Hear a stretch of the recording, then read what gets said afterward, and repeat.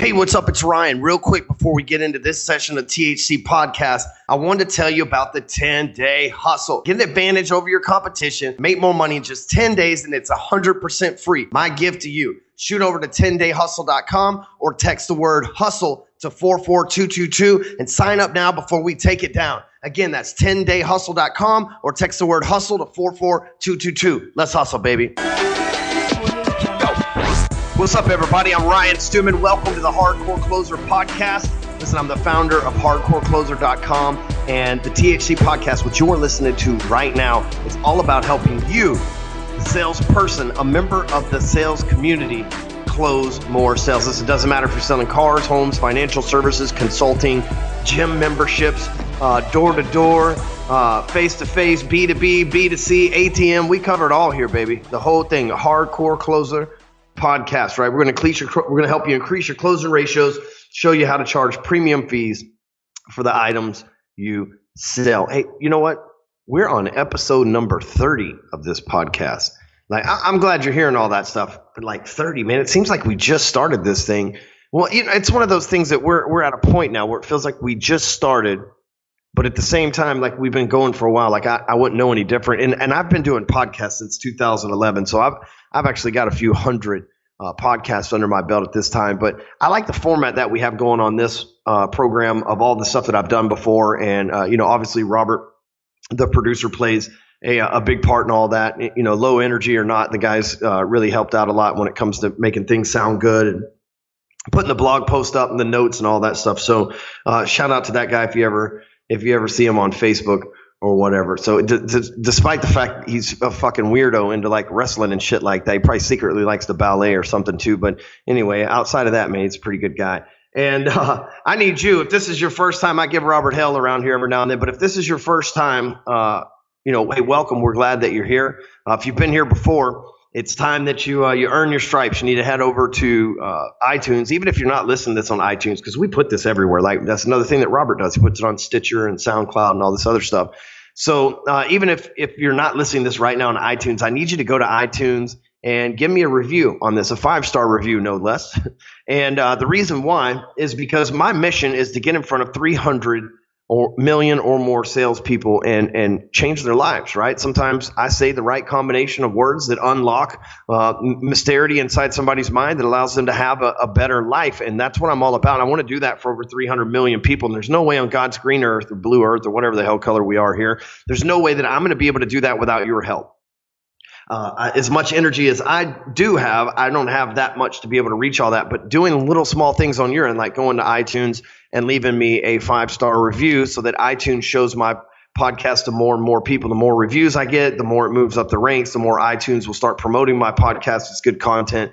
And listen, I do this for free. As a matter of fact, it costs me money to hire producer Robert to make this every single month. And sure, some of you buy my stuff and that's awesome and everything, but I really don't do this to quote unquote make money. It's just my way of giving back to the sales community. So I need your help to where I can continue this mission, this benevolent arm of Hardcore Closer known as the THC Podcast. And the way to do that is get your ass over to iTunes and give me a 5-star review. Like my buddy here, Matt's Pizza.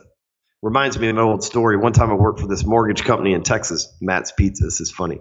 My buddy Rick, he bought a pizza, right? Like we ordered like 10 or 15 pizzas. We all put our money together. We had like this new, maybe it was a new chick, but I think it was a new dude, but it might have been a new chick, but it was a new person in the office, right? And we had been drinking whiskey since probably 10 in the morning over there in the office, right? We're totally fucking breaking the corporate rules, right? We get fucked up at work. Well, Rick gets this great idea to cut a circle. It was right after the Dick in the Box. You remember that shit, Robert? The Dick in the Box on Saturday Night Live, right? Like one, cut a hole in a box. Yeah. Classic. So, yeah. So he like Justin Timberlake, the pizza box, right? He like cut a hole in a box.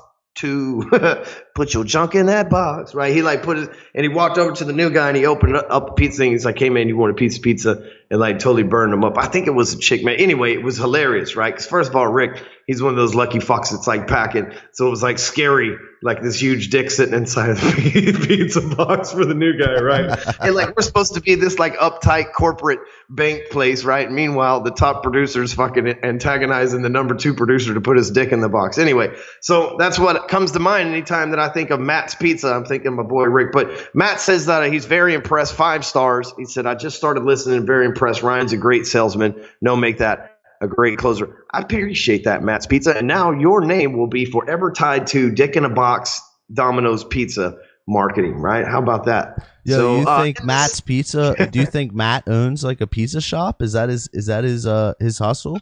Matt's Pizza? You know what, Matt? If you do own pizza shops, it is highly recommended that nobody sell pizzas with dicks in them. I mean, but you know what, man? You could put plastic dicks in them, just not real dicks, right? People don't mind the fake. Like some people are like, we only take the real thing, but when it comes to the dicks, sometimes that's questionable.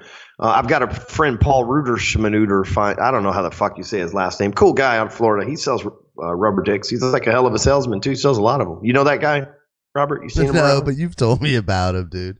I mean, hey, listen. I mean, it's better than selling heroin. Dude, that guy's seen miles of rubber dick. Yeah, he's seen more rubber cock than the urinal at Yankee Stadium. That's funny. I don't care who you are. All right, so let's get into this shit, right?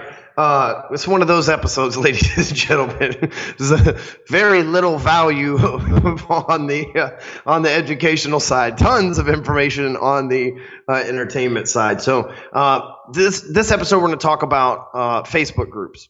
And for those of you that haven't joined or don't know, I have a substantially large Facebook group, a substantially large group on Facebook. It's called Sales Talk with Sales Pros.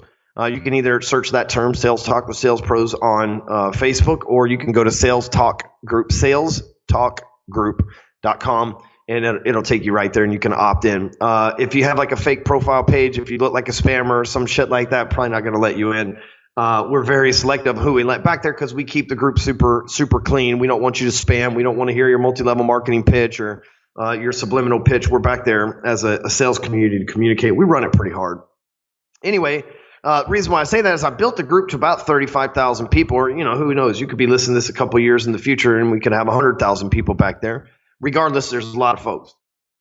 And you don't get to manage 35,000 membership sites, right? I mean, if we were an association, we'd be in a huge association, which we thought about converting to several times over the years.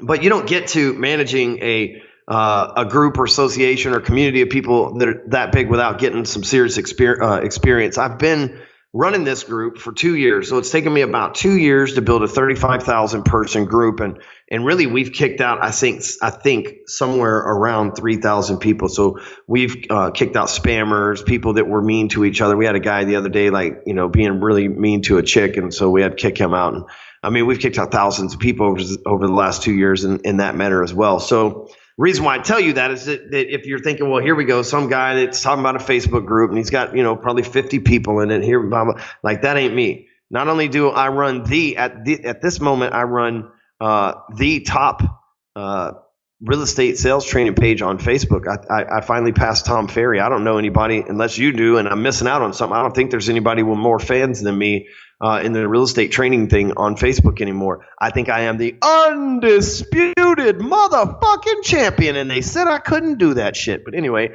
and I know for a fact we have the largest real sales group on Facebook. There's another couple of groups that have a bunch of Fiverr profiles inside of them, so they look like they got 50,000 people, but really they got 5.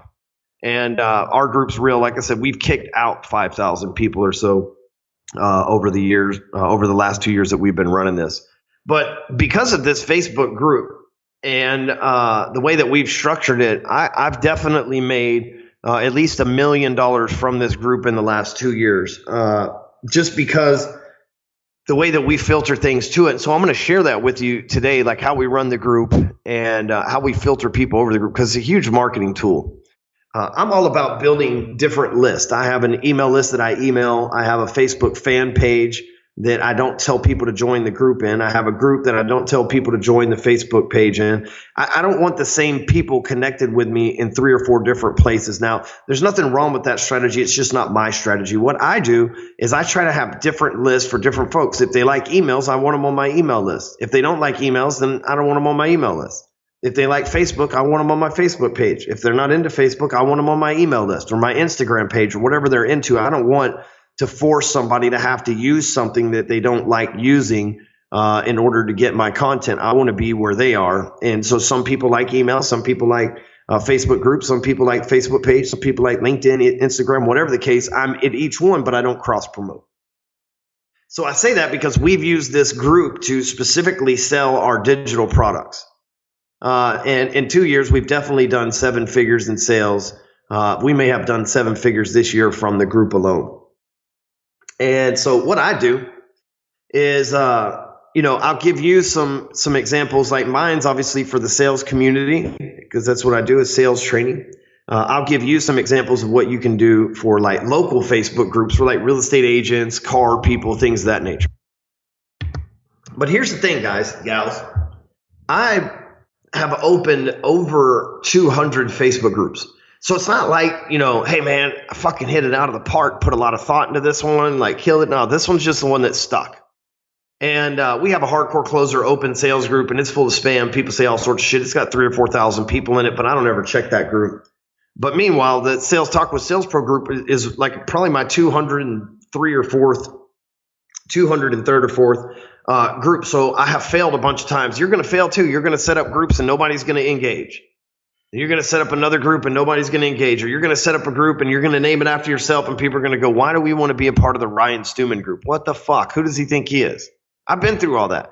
I started the Hardcore Closer group. I started the Ryan Stewman sales training group. I've started all that shit, man, and it didn't work. What worked was a general name for me, Sales Talk with Sales Pros. It was something the community could own, right? It was something that they could be. See, if you're associated with Ryan Stewman, that might mean, especially in my community, it might mean that your ego won't let you be like subservient to what we're doing over here, right? They won't. In other words, it won't let you say, hey, Ryan's a better salesperson than me. Whether I am or not, right? It's like ego comes into play. I get it. But meanwhile, when I have Sales Talk with Sales Pros, the people that talk in there are considered sales pros. So the NLP behind that name is really what matters most. For you as a real estate agent or a mortgage person or an insurance agent, I would start community groups, right? Like Plano Concerned Parents. I live in Plano, Texas, right? Or Doing Big Things in Dallas group, or start a garage sale group. Right? Something that the locals will use and engage with. Garage sale groups are huge. We sell a lot of real estate from garage sale group because that's a tripwire, right? Like that's a signal. When someone's having a garage sale, chances are they're about to sell the house, right? They're moving. Something's up. So it's great to have garage sale groups. If one of the cool things about groups is a lot of places, garage sale groups and seller groups and all that stuff already exist. So what you can do is you can go in and join the group, become an authority back there by posting and helping people and give them value. And then you can work your way up to be an admin in the group and basically take over someone else's group. You ain't taking over my group, but we have 6 admins in my group. People that work for my team all admin that as well, because it takes a lot for the amount that we have. But oftentimes people that aren't monetizing these groups, that don't know how to make money from them, what happens with them is they are tired of running this shit because they get up to 10 or 5 or 20 or 100,000 people in it, whatever it is, garage sale group, whatever your area is. And people get burnt out. They're like, man, I'm dealing with these people all the time, all this spam, and they just give up on it. You can come in, add some value, be a hero, take it over, put the reins back, and make it your group and become that guy that people go to when they're having a garage sale. You hit them up. Hey, I'm the admin of the group. Let me know if I can help you out in any way. By the way, why are you having a garage sale? If you're a mortgage person, right? If they're selling their house, that's the lead for a real estate agent. And then you can do their mortgage when they move. So garage sale groups are really good. Car guys. My car people. My people.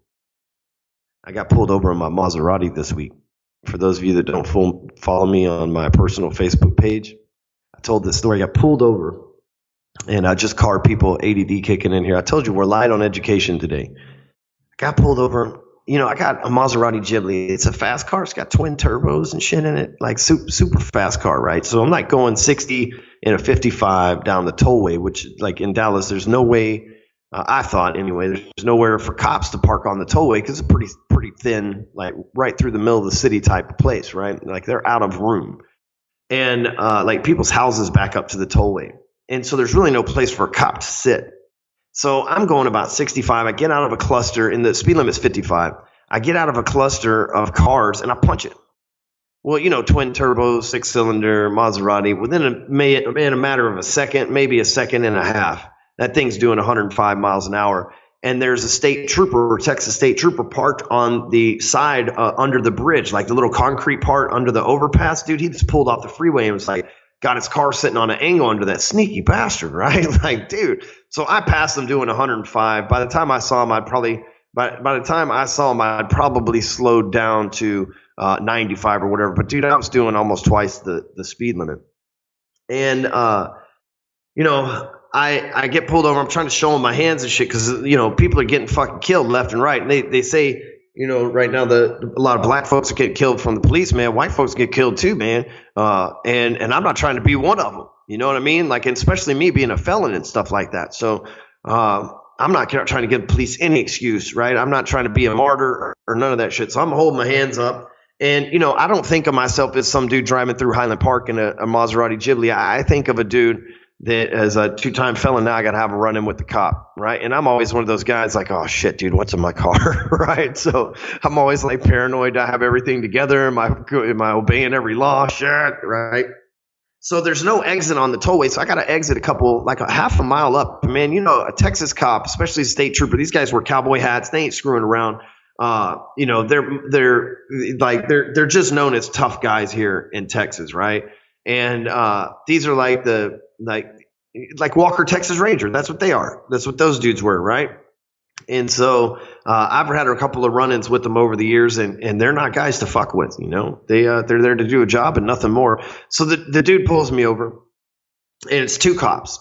And I finally make my way to the exit, pull into the parking lot, and put my flashers on and hold my hand with my driver's license out the window, because I watched a video on YouTube a couple months ago when like the 20,000th or 50,000th, however many, like dude had been shot by the police. And I'm like, man, I'm going to pay attention to what the fuck's going on, make sure I don't get shot by the police, right?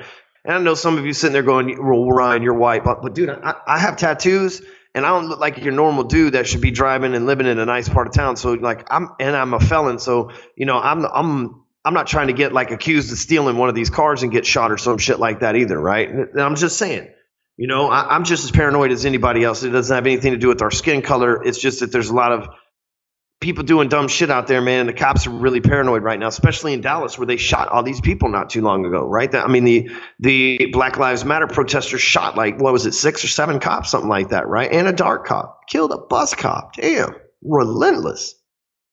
So anyway, I pulled over. He approached the car. It's an African American cop on driver's side, white cop on passenger side, and the white cop kind of circles around the car, looks in the front, walks over, stands next to the other cop. The cop at my driver's side door asked me for my driver's license. I already had it in my hand, handed it to him. And he says, "Where's your insurance?" I said, "Man, you know what? It should be in your system. The car's definitely insured. I just don't have a actual insurance card on me. I don't have one in the glove box or anything." And he's like, "Well, can you pull it up on your phone?" I was like, "Oh, yeah. So I pulled it up in the email on my phone, showed them. They went back to their car for a minute and sitting back there. And I'm like, dude, here we go. They're running my license plate. They know I'm a felon. Like, they're going to come up. They're going to want to search my car. I'm going to be late to where I'm going, blah, blah, blah. But, dude, and it's frustrating for me, right? But I made the mistake of speeding. So this is my punishment. And a $300 ticket to go with it, right? It's just fucking part of being a dumbass. I shouldn't have punched it, right? Or I should have had Waze on. I normally have Waze on. I had it off, and I should have been paying attention. I wasn't. I got caught, and now I'm gonna have to pay the price. Personal responsibility. He comes back up and he says, "Hey man, let me ask you a question." The black cop. He's like, "Hey man, let me ask you a question."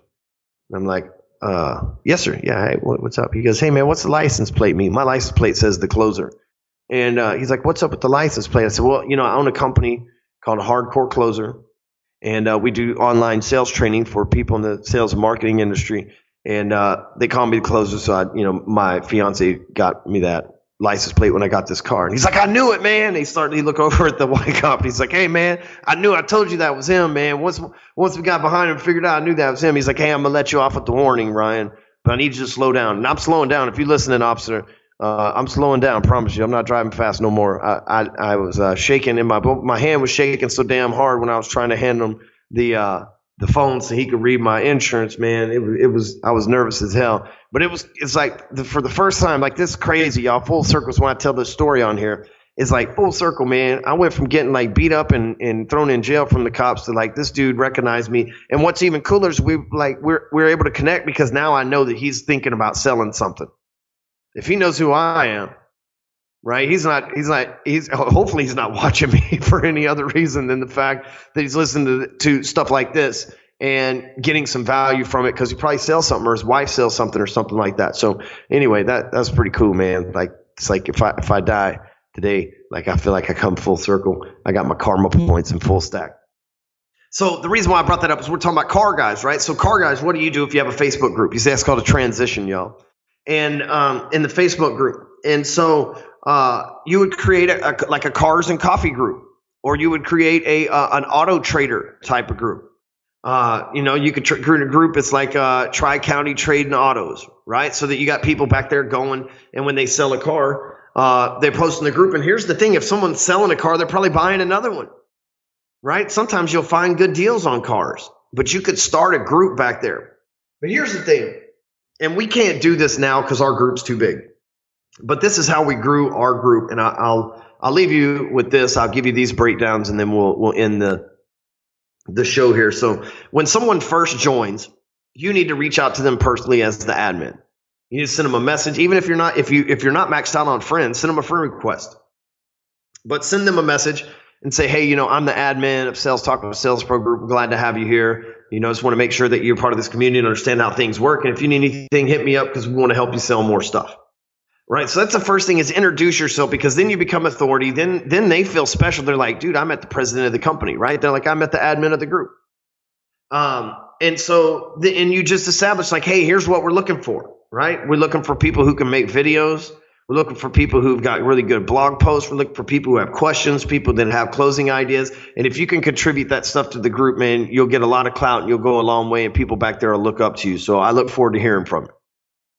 Right, with your group, it's like, hey, man, here's what you can do. You can post cars for sale. You can post that you're looking for a car. You can talk about dealerships that you've been to and the experiences that you have there. You can talk about your friends' cars for sale. Anything to do with cars, you can't talk about here. What you can't talk about is multi-level marketing. You can't talk about a bunch of BS, blah, blah, blah. If you're an insurance agent, a car group's not a bad idea either.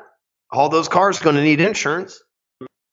And so the first thing you do is you reach out to people when they join. The second thing you do is you got to talk to those people when you reach out to them about what's acceptable, like what you want as far as content in the group, and what's not acceptable. Again, you're just telling them, hey, we need more videos about sales. We need more videos about cars. We need more articles about cars, reviews of dealerships, everything else. What's not cool is to hit us with your Cincy opportunity, right? And then step 3 is you ask that person to invite other people. It's like, hey, man, we're glad to have you here. Who else do you know that'd be a good fit for the group? Go ahead and send them an invite, and I'll reach out to them as well. But guess what? You're warmly prospecting these people. You're getting referrals. It's no big deal for them to add a couple of their friends to the group. And we ask everybody in the beginning in Sales Pros, that's how we grew so fast, is we said, hey, who else do you know that should be in the group? Add them. And we reached out to everybody. We would every time we'd add new people, we reach out to them. Now it's just too much to keep up with. We get 300 or 400 people a day opted in. It's crazy. We can't do that. But here's the thing, man. It's all about building a community. It doesn't matter if you're selling, mortgages, insurance, real estate, cars, personal training. Like if you're a personal trainer, you're selling gym memberships at LA Fitness and you're just trying to make it right this minute because you're in the halfway house, right? Don't act like that's not what goes on LA Fitness. I know, damn it. But and I'm cool with it. I got like 4 or 5 felons on my team too. You're like, dude, there's not a better, in my opinion, there's not a better, more loyal person to work with you if you give them a chance than someone's convicted of a felon, because most people won't give them a chance. I know. I've been that guy. I've been loyal to a fault in some of the companies that I work for just because of my background. Like, hey, capitalize on the insecurity. It is what it is, right? And so, you could be selling memberships at LA Fitness, and then you could start a personal training group on Facebook, and then you could be posting your videos that you do every single day, like the Daily Burn, back there in the group, and then they get to work out for free. And eventually they're going to say, I know what to do. I just need you to hold me accountable. And boom, you could transition from selling gym memberships at LA Fitness to running your own Fit Pro camp, right? So like, dude, there's no stopping when you get these Facebook groups. First of all, there's 2 billion people on Facebook. So there's an unlimited amount of prospects for you. If you're doing the personal training, you can do it locally. You can do it globally. If you're doing personal training via video or Skype, man, I took yoga course one time via Skype. Dude's like, no, man, that's not how you do it. Do it this way. Just help me out. Dude, I'm the least flex. I got to get back into yoga. I'm like the least flexible fuck on the planet. I was trying to stretch at CrossFit today, and I was like, I wonder how far down the splits. Oh, 3 inches down. That's it. I just move my legs about 3 inches apart, and I get worn the hell out, stretched out. So I'm wound tight, right? That's where all this energy comes from. I'm wound like a grandfather clock. I'm a grandfather. Fuck, I'm old. All right, anyway. So step 1, reach out to people. Step 2, let them know what you need in the group and what you don't need. And number 3, ask them for referrals. You'll grow a group. You provide value. Listen, don't make the group about you. Make the group about what it is that the marketplace has that you solve a need for. Make it, if like you sell insurance, making it about cars or houses, those are the things that you insure.